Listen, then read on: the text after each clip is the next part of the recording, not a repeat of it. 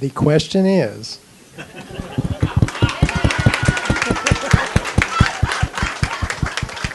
the question is about the earthquake insurance, whether you should have it or not. And I've gotten this question asked a lot of times. And insurance is a personal matter. I mean, it really is. You have to look at what you're wanting to insure, how much you're willing to spend to insure it, what's available. I'll just kind of talk generality, and then I'll talk a little bit of a couple of specifics real quick. If I were living in Arkansas, let's just take Arkansas. If I lived along the river here or points east in Little Rock, I would have earthquake insurance. Now, I'm not here to advocate you having earthquake insurance and not. I'm not saying you should, you shouldn't. Do not, quote me, hey, the guy from Arkansas Geological Survey said that we had to have insurance. I am not saying that. You have to look at what you're insuring, how much, because the deductible is very high. The premiums used to be relatively low, but given what's happened in Guy and Greenbrier, some places they have doubled and tripled within weeks, and some of them they won't offer insurance now. So it's all very dependent on the company, where you're at, the policy you're looking for, what you're trying to insure. So you have to weigh all that out. If I lived in northeast Arkansas with New Madrid, I would most definitely have our insurance. Anywhere outside the Indian Embayment, Jeff can talk about him personally, what he has. I didn't have insurance for a long time, not until we started having earthquakes in Greenbrier. Now I have insurance.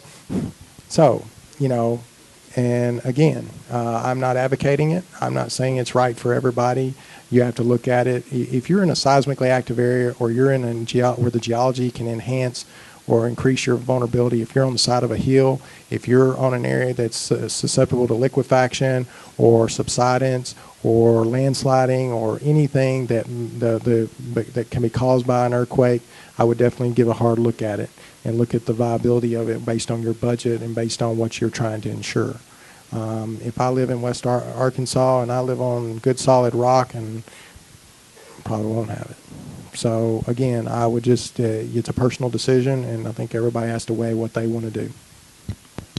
Yeah, based on some of the modeling that has been done on some of these HAZUS models, and so there's these computer models that they show that kind of Pulaski County is kind of on the border between areas that are going to suffer damage and areas that won't, and a lot of that has to do with certainly there's going to be buildings damaged in Pulaski County if we had a magnitude 7.7 earthquake up in the southern end of the New Madrid seismic zone.